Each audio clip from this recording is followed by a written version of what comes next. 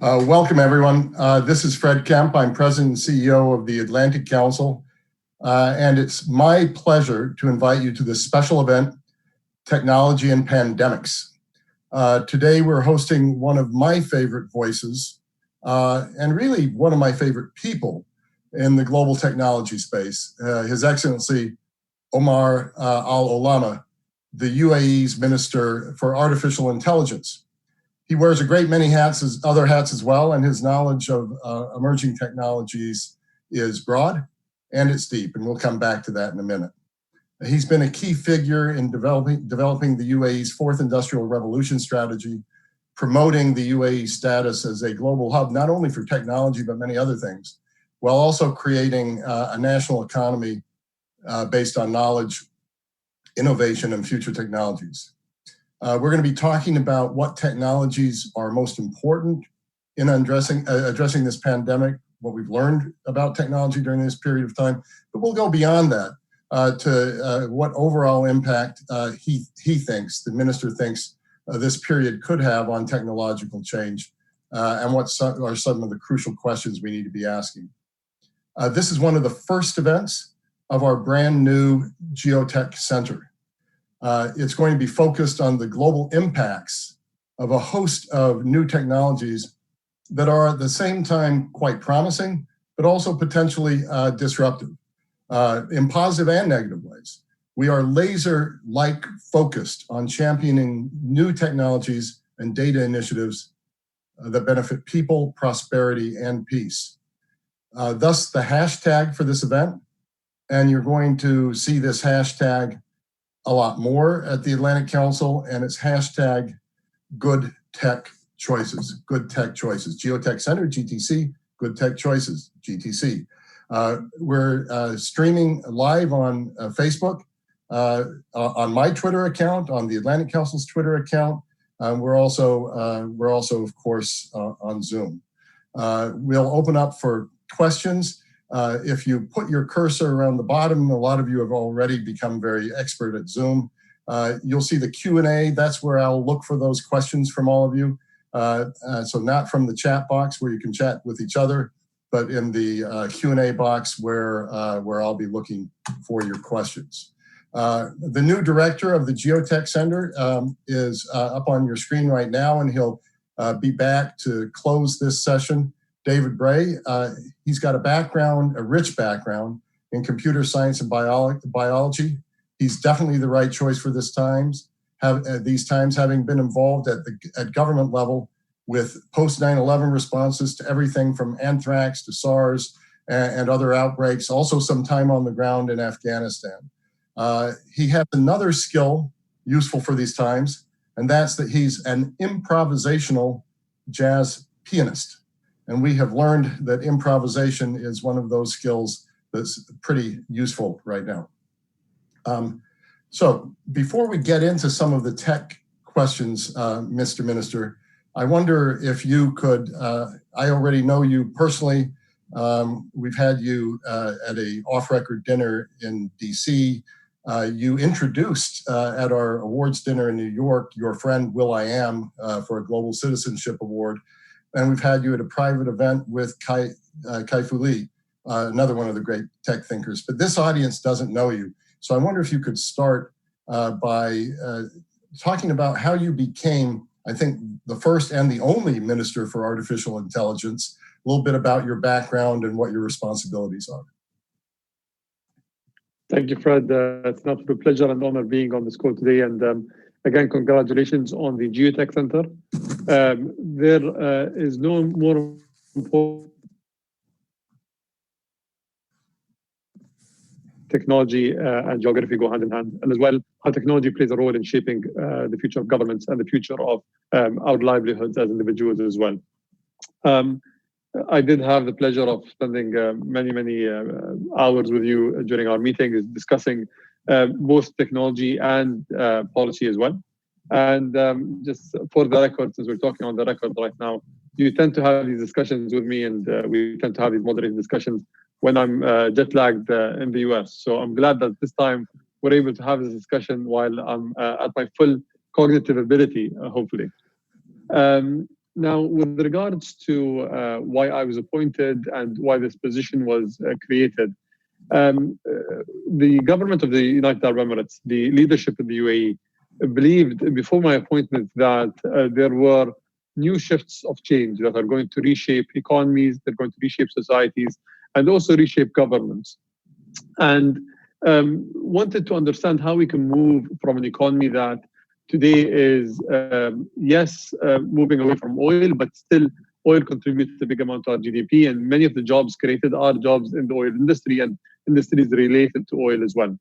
The endeavor led to both the Prime Minister, Vice President, Prime Minister, and ruler of Dubai, His Highness Sheikh Mohammed bin Rashid Al Maktoum, and His Highness Sheikh Mohammed bin Zayed Al Nahyan, who is the Crown Prince of Abu Dhabi, coming together and discussing what are the sectors that we're going to focus on to create the new economy of the UAE, and what are the sectors that we want to be among the leaders in within the next 50 years.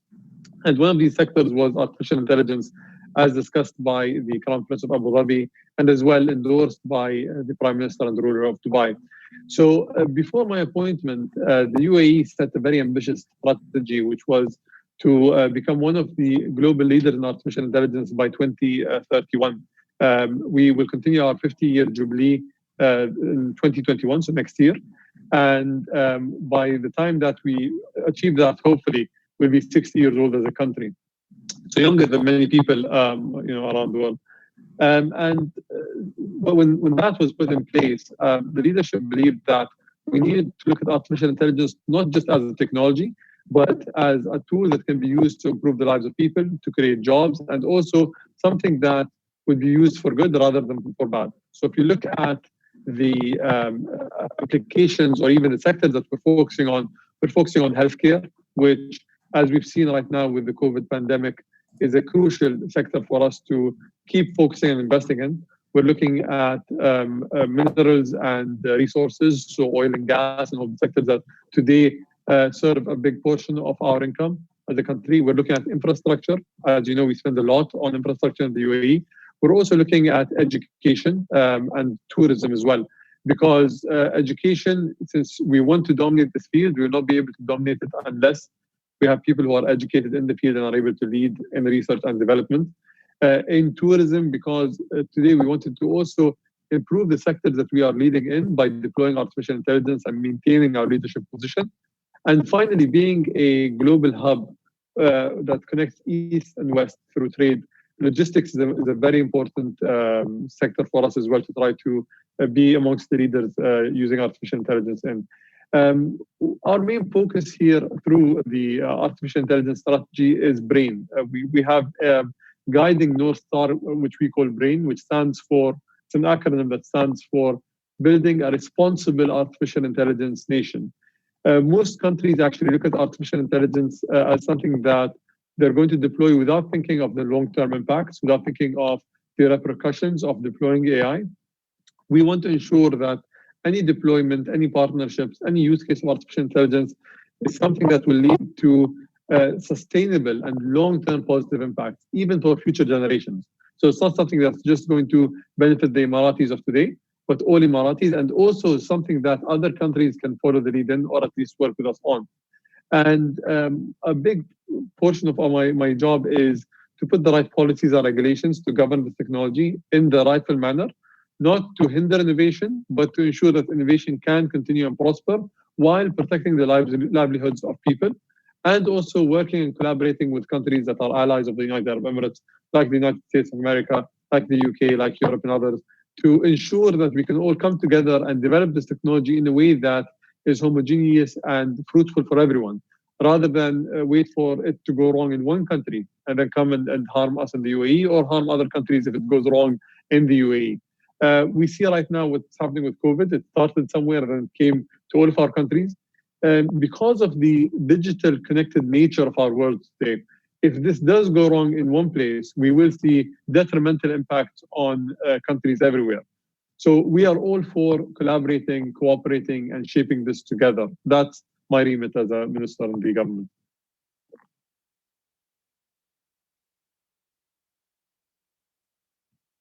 I think you're on mute, Fred. I was seeing some feedback. Sorry about that. Thank you, Mr. Minister. That was a great opening. Another personal question. I hope you don't mind asking this, but you're the only cabinet ranked person I've ever known that went to go serve his military service. So just before the outbreak of COVID, you were with the ranks. You were with the troops. Briefly, how did that come about, and what did you learn from military service? Well, thank you for asking this question. I don't know how it's related to pandemics in the military. And, we'll come back to the pandemic. We will come back to that topic, yes. Honestly, Fred, within the UAE, one of the laws and regulations here is that every male that is under the age of 30 needs to serve in the military at a point in his life before hitting 30. So I hit 30 this year, and I was drafted and enrolled into the military. To be extremely frank and honest, it was such a life-changing experience. Although I expected to go there and to be the person that knows it all, the person that actually would teach everyone a lot of things in the military as well, just because of the exposure that I have talking to different individuals and doing different things that most people my age are not able to experience. But it turned out to be such a enlightening and a spiritual experience, because I did see that every person can start in a new environment and learn a lot. I also was able to see all the blessings that we are lucky to have. That today we're able to live in this prosperous country. We're able to have the education that we have, and we're able to live the lives that we have. And then finally, that all of this means nothing if you can't protect it. And if you really are a person that wants to see your country continue to thrive and prosper, then you must be willing to do everything it takes to continue protecting this development and ensuring that it is something that you can safeguard for future generations. I think that every single person that can should at some point experience the military life for themselves, whether it's a man or woman, and that it centers you differently than most other experiences. It shows you how to be disciplined. It shows you how to work in a unit, regardless of who is with you. Because, in work, sometimes you can choose your team, you can choose your colleagues, you can choose your friends. But in the military, you don't get to choose who's with you. You all need to work together to save each other. You all need to work together to ensure that your country is safeguarded. And then finally, it also shows you that you should not live by feeling like you can just waste the food that you have or waste the wealth that you have and live with ignorance in that regard. It's very important for you to try to understand that everything you have today is something that is a blessing, and you need to safeguard, as well as something that might not necessarily stay forever. So you always need to work hard and diligently to keep it. Mr. Minister, thank you so much for sharing that. The one thing we've learned at the Atlantic Council, we've been very busy. We've been at telework for 4 weeks, and the team has really responded to this well. But what we've learned is that it's not really social distance. It's physical distance, but we're becoming, in some respects, closer together socially. So thank you for answering these personal questions. Now, let me start, before we get into some of the broader questions of technological change. I think it's not generally known where the UAE stands in terms of the response to COVID-19. And I was talking to another member of your government, and I learned that you have had, in a country of just under 10 million population, you've had 579,000 tests already out. By the end of this month, you're going to have 2 million by the end of April. So talk a little bit about what you've learned through this process. It sounds like you were pretty well prepared for this. I don't know how anyone can be prepared for what just came at us, but you were. And then where you stand in your national response and how you see this in terms of international response.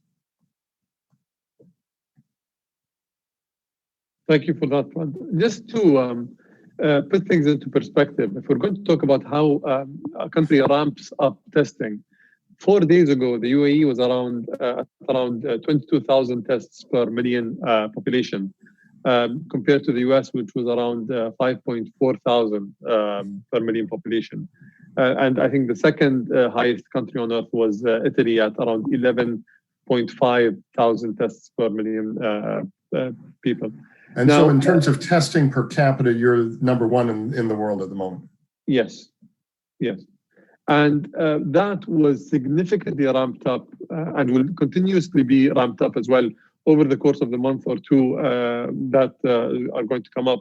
Just because we do believe that if you have the right testing, if you have the right mechanisms in place, you're able to overcome this challenge that everyone is facing today. If you think about COVID-19, it is not a pandemic as a standalone thing. It's also a war that we're facing against an enemy that we can't see. And collectively, as humans, we all need to work together, regardless of our countries, regardless of our political affiliations, regardless of whether we are on the east or the west, to try to combat this everywhere. Because of the nature of the globalized world that we live in, if this is not overcome everywhere, then we still have an issue moving forward. If you look at what the UAE has done over the last 5 years, we've focused a lot on forecasting the future. Our Minister of Cabinet Affairs has also been given the task to also be the Minister of the Future. Our Sovereign Wealth Fund has invested a lot in many different entities and also entities that are focusing on biotech and focusing in genomics and other technologies as well that are up and coming that were not proven at the time. The reason being is because our leadership believed that we need to be prepared for everything and that we need to focus on waiting for the black swan to happen, and when it does happen, we can also help other countries. You've seen the UAE's response when it comes to the medical kits that we have and the face masks and the testing kits as well. The UAE has exported aid in terms of kits to the US, to Europe, to Italy, for example, and even to adversaries like Iran, because we really care about trying to overcome this pandemic everywhere, regardless of what we believe about the political regime in the country or what that country stands for, or even if we had any differences in the past. The other thing is, when it comes to combating COVID-19, what makes the UAE different to many other countries is the fact that we have 200 nationalities living on our soil, which is very different to a country like Italy that has a very homogeneous population, or even China. And when you have people that have different cultural backgrounds, when you have people that have different educational backgrounds as well living in the country, that to some is an equation for disaster. But the way that the government here dealt with this issue is it went, and the first comment that was made by the Crown Prince of Abu Dhabi, Sheikh Mohammed bin Zayed, at the time of the start of COVID, was that we're going to protect everyone here, whether it's locals or non-locals, residents or tourists, and we're going to ensure that we can all come out of this in the best way possible. And we're not going to,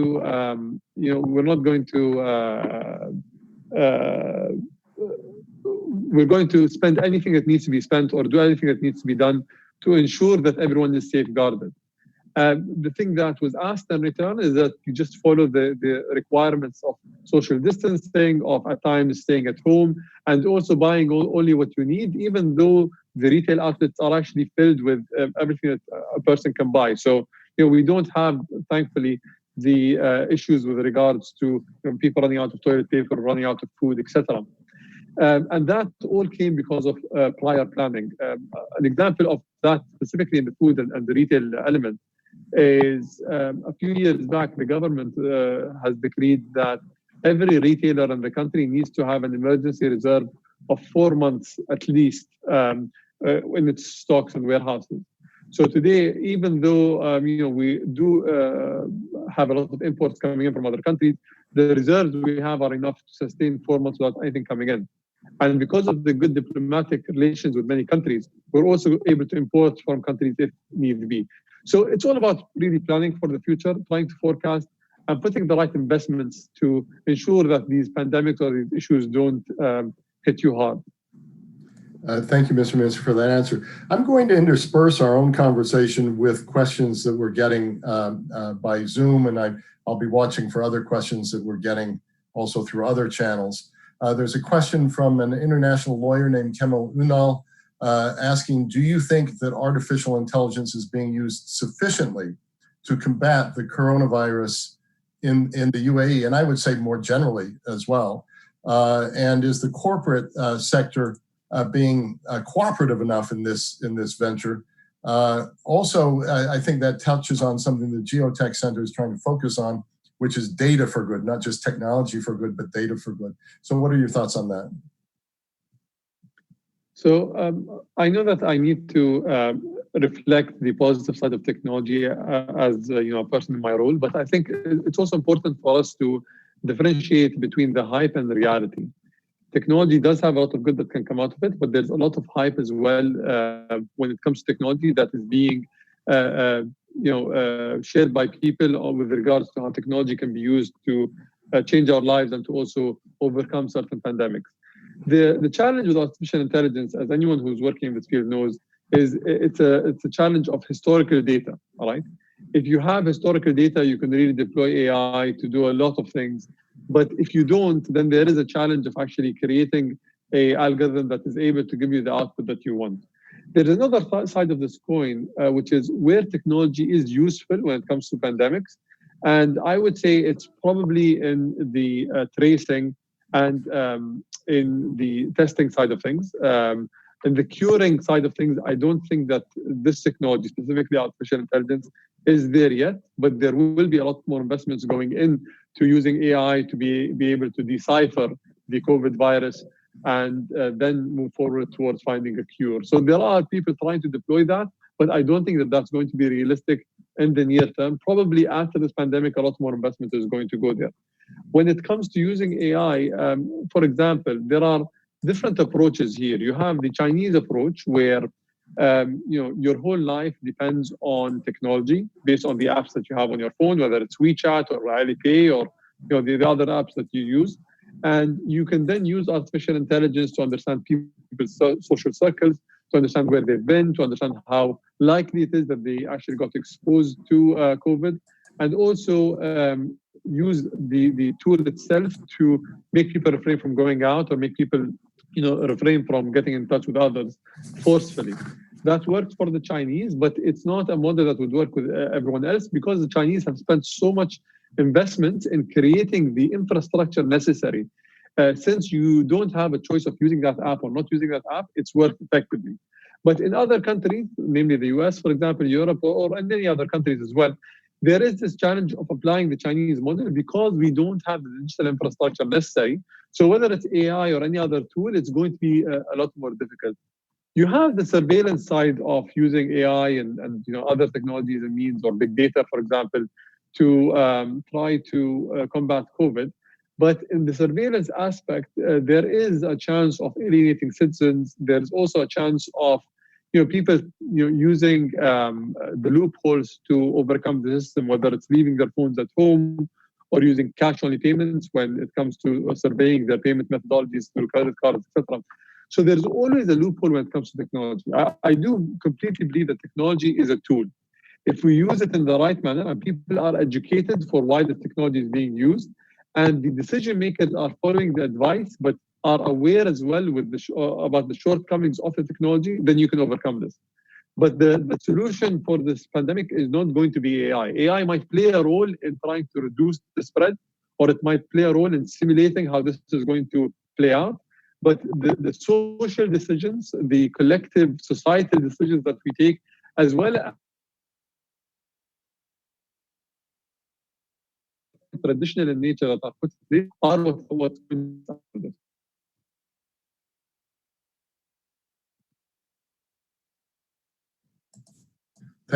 Thank you for that, Mr. Minister. We just lost you for a second there. I just want to make sure we still have you with us. I'm with you. Sorry, I don't know where you lost me. No, I think you're back. Great. Thank you very much for that. In our conversations, you've actually talked about that a lot. We've talked a lot about technologies that are living up to their promise, technologies that aren't, technologies as tools. Maybe you could talk about one or two of these. Facial recognition as one we've talked about before. Which of the technologies do you think is not living up to its promise? Which do you think is? If we're going to look at technologies in general, then I do believe that, for example, blockchain today isn't living up to its promise. There's a lot that we can do with blockchain, probably in the financial sector, but it's not the one technology that's going to spread across every sector yet. And there needs to be a lot of work done there, for example. If we're going to look at artificial intelligence can do a lot in advertising, for example, digital advertising, in trying to crunch huge amounts of data about individuals and try to decipher their personalities and then allow you to nudge them in certain directions, which is something that is quite controversial and certain countries are trying to overcome with the policies that they put in place. And you also have the facial recognition aspect of AI when it comes to identifying a person within a crowd. Does have some good use cases and some bad use cases as well. But all of these emerging technologies today have not yet lived to the promise of being all serving or all beneficial, right? And there are still so many challenges when you look at bias of the data, when you look at even the training data that was given to these systems and their abilities, they're still not able to do what is being promised at this point. And if they are able to do that, then there's always a catch. So if we talk about artificial intelligence, namely, there is a catch with regards to the data centers that are needed to fuel these huge amounts of data that require a lot of energy, that require a big amount of money being spent if you want to have something really meaningful when it comes to training this algorithm. But hypothetically, if we say that we're able to overcome that, and I think we will be able to overcome that in the next 5 to 10 years, we will reach a point where you'll be able to create one algorithm in one place and then export it everywhere and keep improving it. And that's where I think the promise of technology is. So it's a matter of time when it comes to these technologies. It's not a matter of whether or not they're good or bad. It's not a matter of whether they're hype or reality. It's what the time frame looks like for it to be able to become what we are hoping for it to become. And we tend to add the gaps of our knowledge when it comes to technology by imagining what it can do. So let me give you a simple example of some of the videos that I've been getting on this whole COVID issue. Some people have been sending me videos of drones being used to spray, sanitary gases or sanitary liquids, and robots as well. And the first question that comes to mind is, how big is the tank that's actually holding that liquid, and how far can it last? Like, it needs to be refilled every few minutes. And it's still not better than having a person just spray left, right, and above him, because technology today still has a lot of issues with regards to what it's able to do. But as we go on, the same way that we were able to create drones, whereas in the past it was quite difficult for us to create something that can carry a payload and fly with the same maneuvering ability of a drone, we will be able to create solutions for the problems that we have today. But don't look at these technologies as the all-serving tool that can overcome pandemics or overcome COVID today. I think maybe when we come out of this, hopefully, we'll be able to use these tools to try to safeguard us from another one happening. So, to crunch all of the data necessary to understand where the next pandemic can come from, where investments should go, what are the weak points when it comes to our cells and our DNA as individuals, how we can protect ourselves as well. And I think the amount of money that's going to go into biotech coming out of COVID is going to be a lot bigger than the amount of money that was in biotech prior, because today we've seen that healthcare is more important than politics and is more important than the economy as well. If there's a healthcare issue, both the political landscape, it comes to sneeze, and also the economic landscape comes to sneeze with it. What a fascinating answer. Thank you, Mr. Minister. And as you mentioned, bio, perhaps we can build on something I've heard you talk about in a different setting, which is what keeps you up late at night as a person who looks at all these disruptive technologies. Well, let me just leave it there and make it a more open-ended question. So I don't mean to be a fearmonger, and I don't mean to keep people up at night. But I think the first time you asked me this question, Fred, was probably 2.5 years ago. Yeah. And I said, the fear that I have is that biotech is not regulated enough, and that we will reach a point where someone can create a pandemic in his garage and it will bring the whole world to a standstill. And I don't want to peddle conspiracy theories here because I do believe that conspiracy theories don't have much evidence behind them and don't have much science backing them. But if anything, this whole COVID crisis has shown us that we need to invest a lot in regulating biotech. Because this time, what we've seen right now is a sneak peek of what's to come if this is not regulated and if this is not governed. And if these viruses can be tweaked and changed in laboratories, and if we can make them more deadly or less deadly, then there is a big challenge that's on the horizon and a tsunami that's really going to not just make us work on social distancing, but make us fear for our lives. There's another thing right now that actually keeps me up at night, and we discussed this as well previously, which is if we look at the nature of viruses, viruses are mutating, nature, and every virus either becomes more deadly or becomes less deadly and more viral. The more deadly it becomes, the more likely that it's going to die within a short period of time because it's going to kill the carrier that's carrying this virus, and it's going to be the end of it. And if it becomes less deadly, then it's just going to become like the common cold or the flu, and we're going to overcome that specific virus. But when we look at, for example, drug-resistant bacteria and bacteria that is antibiotic resistant, we do have a big challenge, and it's on the horizon. It's looming right now. So what's keeping me up at night is why we're not investing enough to overcome that challenge, because the nature of bacteria is that it doesn't evolve, and we do have a head start right now. We need to increase our investment, and we need to create a global coalition to ensure that these pandemics are not something that will disrupt our lives moving forward. I read a very interesting article today that talked about how George Bush was actually fearing a pandemic in 2005 and created a whole task force to look at and overcome pandemics. So, there have been people talking about this for many years. It's just that the action that was reflected based on the warnings that we've been getting are not as, for what is required at this point. You're right. That was a very interesting piece. George W. Bush read a book on the Spanish flu and came down and saw his national security advisor for these issues, Fran Townsend, who was a member of our board, and said, we need to go to work on this. And she said, but Mr. President, there's nothing happening right now. This would be billions of dollars to put this kind of infrastructure in place. And he says, I don't care. It's my responsibility as president to get there. So you're absolutely right on that story. And let me drill down on that just a little bit further. This whole idea, what we've seen is a sneak peek of what's to come, very well said. The idea of a global coalition.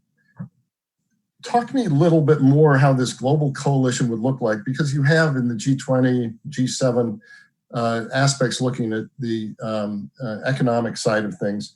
We have with OPEC and other International Energy Agency, but for whatever reason, we haven't had this public coalition, public health coalition. How would that look? And then secondarily, and I've discussed this with David Bray, do we need to consider using data, AI, Internet of Things to build essentially a global immune system that can detect unknown pathogens, sequence them, and quickly share that data? Is that within the realm of what's possible in technology?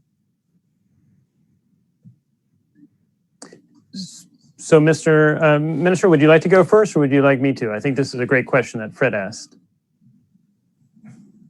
To you, David. Okay.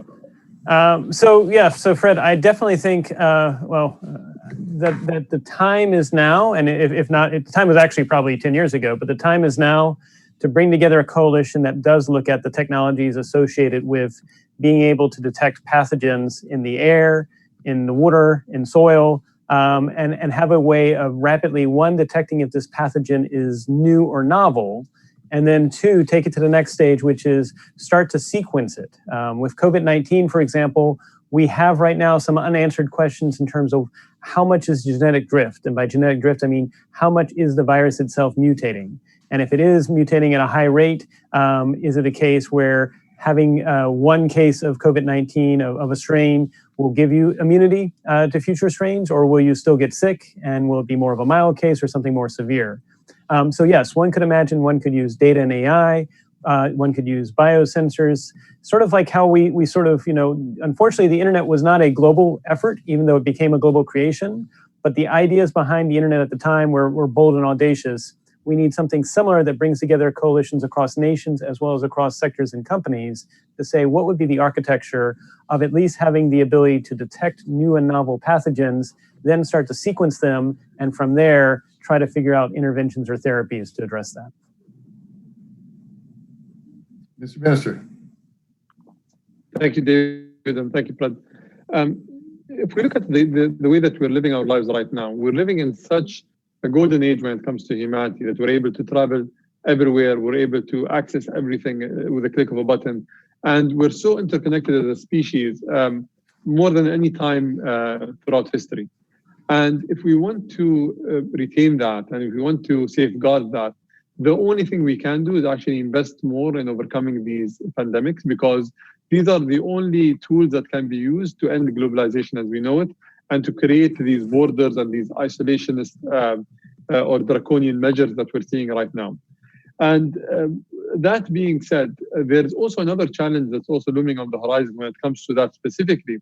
As you see the ice caps melt, as we see the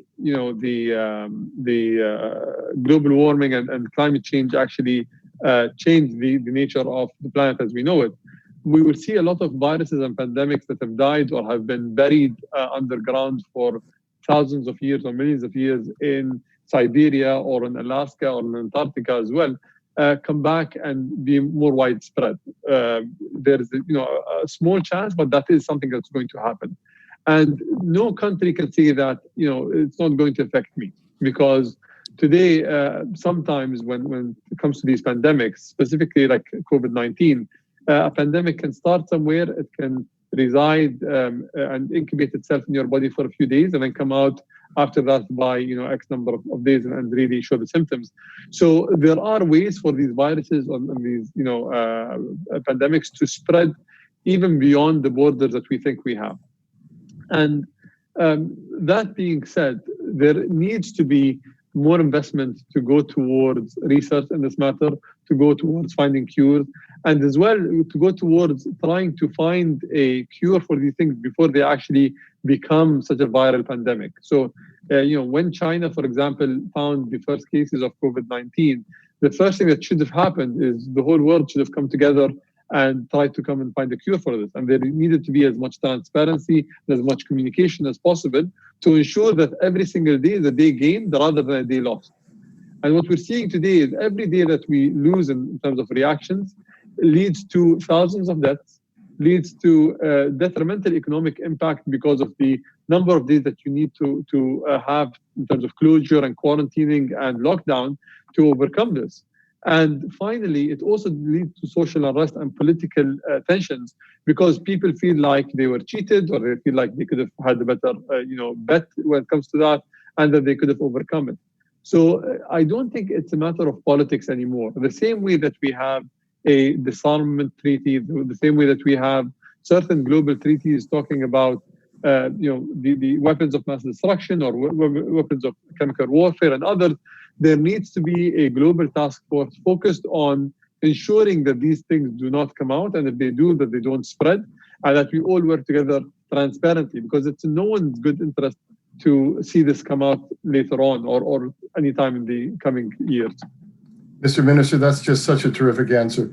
Let me give you one other question that's come through across Zoom. It's from Kimberly Mullen.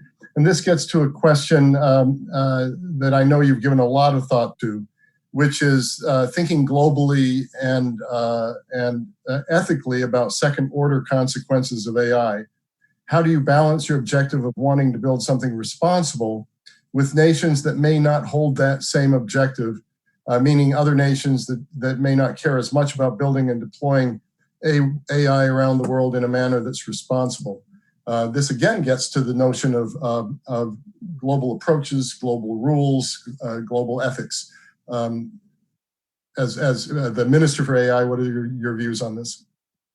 So the first portion of this answer would be that we can never overcome this challenge if we isolate certain players and say that they don't do what we think is right and that they shouldn't have a seat on the table.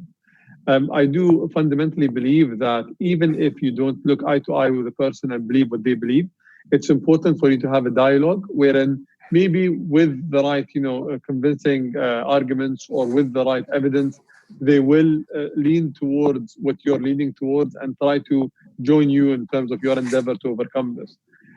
With regards to how we're approaching this, is we are not putting any barriers when it comes to addressing the issue of having responsible AI and working towards AI that's going to serve us all in a way that does not allow us to serve it in the long term. We're seeing the impact of AI today affect the livelihood of countries. So you see AI influencing politics in certain countries. I don't want to name any countries because of being on the record, but you have seen, for example, certain social media platforms wield the power to influence people's decisions when it comes to voting. Also, for example, create genocide in other countries wherein people who are able to overcome or understand how to use these algorithms are able to push content that make people, for example, revolt against a certain portion of the society and other things as well. And finally, also allow us to take decisions or make us take decisions that even harm us on an individual level, whether it's increasing our spending on things that we don't want to spend on or forcing us to take decisions that might not necessarily reflect positively on us and our ethos or what we believe in. And that goes back to the point of where have the governments been to overcome this and to put the right checks and balances to ensure that this is something that serves everyone rather than causes this harm. The other thing is we see that artificial intelligence has developed, for example, in the US, impacts people in the UAE, and artificial intelligence that's developed in China impacts people in Europe because of the digital landscape that we have that's so connected and that's so intertwined. So the only way forward is for us to have a dialogue, and the only way forward is for us to also hear every side of the argument and try to find a consensus that meets all of our expectations. Certain countries believe that having or possessing nuclear weapons is a positive thing to ensure that you can defend your country and to safeguard your livelihood. But you won't be able to convince them that that's not a good approach until you actually sit with them and hear their point and give them alternatives. We are a country that is not known to develop technology. So when we come to work with these countries, when we come to import as well, we ensure that one of the points that are added there is that we want to have a dialogue with you. And that's why some of the agreements that we've been signing with certain countries are called AI bridges. So a bridge is a bridge that takes you to a place and also brings you back.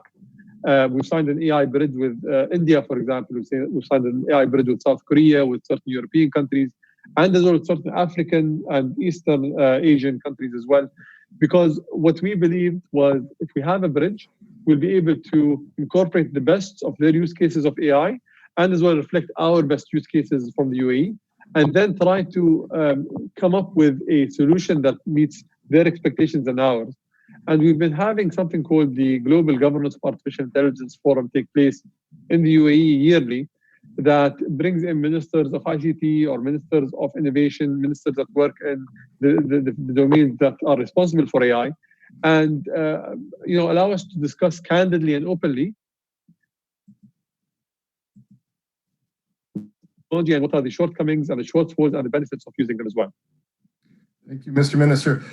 So just to show you how global and local one can be on one of these, I'll draw out one more question. There's a lot on AI. I want to come back to another issue after this question. But this is from Ahmed Matar in Dubai.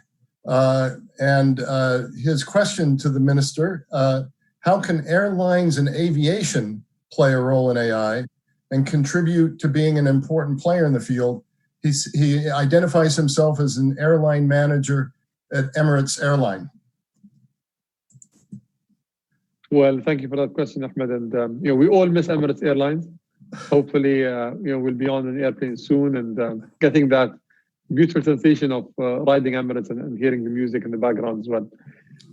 One of the most forward-thinking, I think, sectors when it comes to artificial intelligence was the airline industry. If we think of autopilot, technically, autopilot is a artificial intelligence algorithm that's able to take in all of the different variables, whether it's the radar that's guiding it, whether it's weather forecasts, whether it's the optimal route, and control the airplane in such a manner that ensures that you reach your destination safely without the pilot actually interfacing directly with it the whole time. I think that industry itself as well has a lot of use cases for AI that can be used, and also probably an even bigger domain of RPA, which is robotics process automation, that can save money, that can improve the way that business is done, and also can ensure that the profit margins that they have are higher. I'll give you a few examples. Emirates and other airlines as well spend a lot of money on cleaning airplanes, spend a lot of money on painting airplanes as well, or repainting airplanes, and as well on the servicing part of it. And I do believe with RPA and with some AI, we'll be able to automate this whole task to ensure that these tasks can be done a lot more efficiently, that you can actually save a lot of the costs and the man hours necessary there. And you can free up your engineers and the people that you have to other jobs that are a lot more laborious and a lot more difficult. Because painting or washing an airplane should not be a very difficult task for the right mechanisms of robotics and AI to be able to do that without having any human intervene there. You also have the whole supply chain that comes behind the flight, right? Whether it's the catering, the luggage, etc. I don't think that if we do it right, I don't think that there needs to be a human in the loop there. That you can have a fully automated system that is able to dispatch and deploy and also ensure that all of this logistics is done properly. There needs to be trial and error. It's not going to be right from the first instance. But the more that we test this and the more that we invest in AI, the better it's going to be. Then if we're going to look at Emirates Airlines and Dubai Airport in specific, there is the whole notion of using the picture on your passport and using facial recognition to ensure that you are the document that gets you on the airplane. So you don't need to showcase your passport. You don't need to take out any documents. You can just walk through the security, walk through the airport and get on the airplane at ease. Also, if you think about artificial intelligence, you can use that in terms of ticket sales to ensure that you can sell more tickets and increase your revenue as well. And then finally, a good friend of mine, and I think he's also a good friend of yours, Fred, Alam Bajani, was having a conversation with me a few days back, and we were talking about the future of retail. And he said that he believes that the future of retail is going to be experiential retail. And you can't really have proper experiential retail if you don't deploy AI in a manner that takes in the feedback and takes in the data and helps you keep improving it with time, because experiences are things that need to continue to evolve. You can't have the same quality experience continuously unless the system itself is able to keep improving with your expectations that keep increasing. You can do that with airlines as well. Using AI, you can ensure that the person's experience in flying and the person's experience in getting from point A to point B is the best that it can be. And you can retain more loyal customers. You can then also ensure that your profits compared to other competitors are much higher. So thank you, Mr. Minister. So we're down to our last 10 minutes. I'm going to ask one more question here. I hope David Bray will join us as well, because I think he may ask a question or two and then lead up to our close. A lot of people are talking about what might permanently change through this period. Geopolitically, geoeconomically, let's focus on technologically. So a lot of people are involved in different education schemes, the future of work. What do you think we're learning through this period? What do you think might be some of the longer lasting and more permanent changes in the technological sense that could grow out of this period? I think if we did a survey, Fred, that asked people who was responsible for the digital transformation of your entity today, most people are going to say not the CEO or the CTO, it's probably COVID-19, because it forced many sectors to go digital even before they thought that they were ready for it. And, historically, we've always been reluctant for change. So, when it comes to virtual education, for example, people were very wary of going towards offering virtual classes, for example, and if you think about healthcare as well, telemedicine was something that's always there, something that we can use, but not used efficiently or effectively. And then finally, when it comes to retail, for example, I mentioned Alan there, the whole experience of buying things online, not everyone was signed up for that, and not everyone experienced that. What COVID did was it forced us to experience another side of life, wherein we don't have an excuse to say we haven't experienced virtual education. Now, every single person who's being educated in any institution on earth has gone through virtual education, not for a day, not for a week, but for a month or months on end so far, right? And what that's going to lead to is a big disruption in the education sector, because some schools and some universities are going to say it's going to be a lot more efficient if we just offer courses online. It's going to be a lot less costly, and we can actually ensure that the outcomes are as good as people coming in physically, because we've tested this in the COVID era, and we've found that there are certain benefits and certain challenges that we can overcome if we put in the right investment. You then have the retail aspect, wherein every person today, and I don't know when was the last time that you went to go shopping for anything, but since this whole pandemic started, we were forced to experience life without shopping or going to retail outlets physically. And if you ask even my grandmother or an older or a younger person, they're going to tell you today that it's a much more convenient experience to shop online and to get it delivered to your doorstep instead of going there, swiping a credit card and carrying all these bags with you back home, and having to figure it out when you go back home how you carry stuff back inside and so on and so forth. So I think there are certain sectors that are not going to be the same.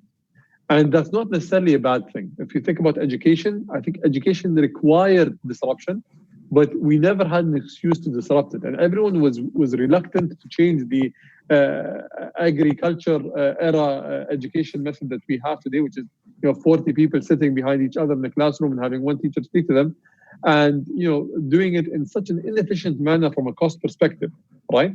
And today, this was the shift, and this was the push that we required. When it comes to retail, I do believe that many retail outlets are going to become experiential retail outlets. And those who are able to disrupt themselves and nudge themselves in that direction are going to be the ones that gain the most in the future that is to come. And when it comes to healthcare as well, I think countries are now going to understand that their focus should not be in investing just on healthcare in general. There needs to be different levels of segmentation of healthcare delivery. Certain,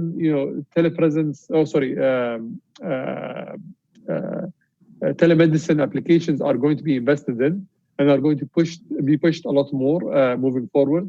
I think for minor, colds or flus or fevers, so on and so forth, there is going to be a lot of applications where you get your diagnosis through the phone. You will also get a prescription, for example, on your email, and you can have it delivered to your home without you needing to go and wait for hours at the hospital and putting a bottleneck or a backlog there in terms of people who actually require the critical healthcare. And then finally, one other thing that's going to happen, which I think is going to be critical, is the fact that we're going to be thinking more modularly when it comes to the different sectors.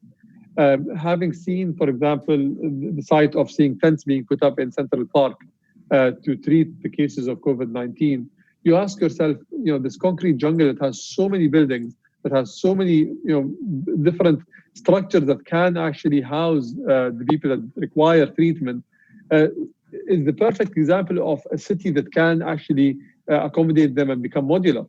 But because we've never planned on modularity, because we've never put the right policies for that, because we've never thought of that, we've never actually created the right infrastructure to be able to do that.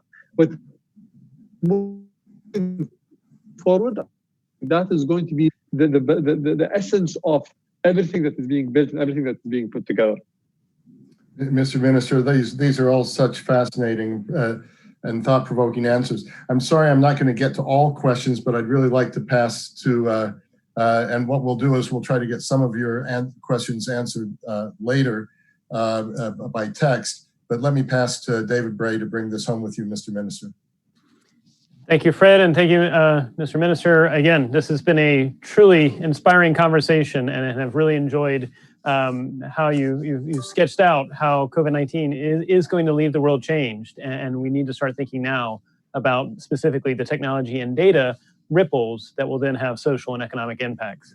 And so, as a closing question, recognizing that and you are a strong supporter of the Geotech Center and our mission on how do new technologies and data benefit people, prosperity, and peace globally, what would be your recommendation for us at the Atlantic Council as we look forward to try and help bring together folks that are world leaders from the public sector, world leaders from the private sector, and even members of the public globally, and recognizing our motto is stronger together? What would be your recommendation as to how we can provide the best value in this changing technology and data landscape to try and make sure we produce a world that's more strong and resilient after we emerge from COVID-19? Thank you, David, for that question. And it's been a pleasure being on this call, honestly. To conclude and to answer your question, David, one thing that the world needs right now is a entity or a forum wherein all different perspectives are bridged and the greater good prevails. We've seen how the trade war has panned out, and how certain parties, was talking to the whole world saying you're either with me or against me, with regards to how you're siding with different countries on this. And the whole COVID-19 issue came up, and we've seen that the novel coronavirus was able to really bring countries to their knees and force us to forget everything about the trade war. And today, no one's even talking about the trade war. No one's even thinking about it, because the economic repercussions of this was so much bigger than any trade war that any 2 countries or 10 countries could have had. And to an extent, even in certain instances, it's being compared to the Great Depression, it's being compared to World War II, and it's being compared to the worst things that we've gone through as a humanity, right? So I think that it is the right time for us to have a center or an entity that becomes this bridging entity that helps us work on what is going to create solutions for the common good, and also ensure that we understand the different perspectives. We tend to, as humans, judge others that are unlike us, and we tend to feel like whoever is not like us is alien to us. But the Atlantic Council, I think, is there to serve the best interest of humanity, not just the best interest of the US, although I know that the US is important to you. But we need to focus on what can be done to ensure that we don't come back here.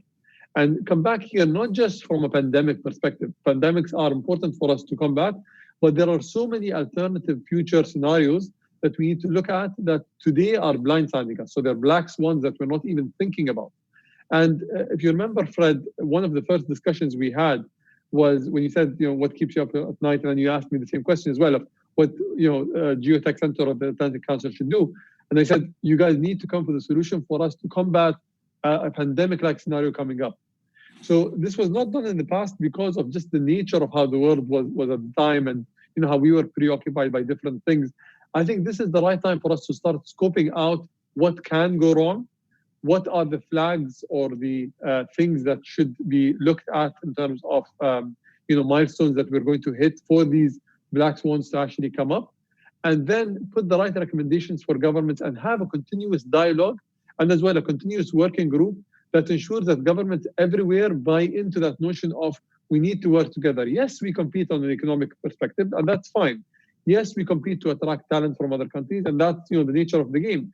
But we should not compete to destroy each other. And we've lived in such an era of peace after World War II that it will be sad for us to go back to not a world war, but a world where everyone's at war with something, whether you're at war with a pandemic or you're at war with another country with regards to a trade war or a traditional war in that sense.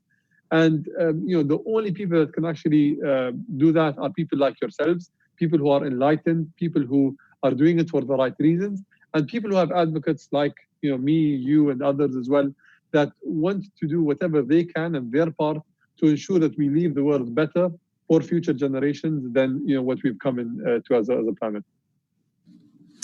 Well, inspired and honored to be working with you, and really appreciate, Minister, your great remarks today. They definitely are going to be worth a replay, because what you said here, I think, it's almost like we packed 4 hours into 1 hour. So thank you very much for this very truly inspiring. Fred, thank you as well for everything. And with that, we also want to thank our viewers, and for everyone who did ask questions, we will record them. We will try to get back to you through social media with some of the answers. We'll work with the minister on that. And thank you all for joining us and trying to make sure, as we go through COVID-19 together, we make sure that we get through it together stronger, more resilient, and we use technology and data for good. With that, thank you very much. Thank you. Thank you.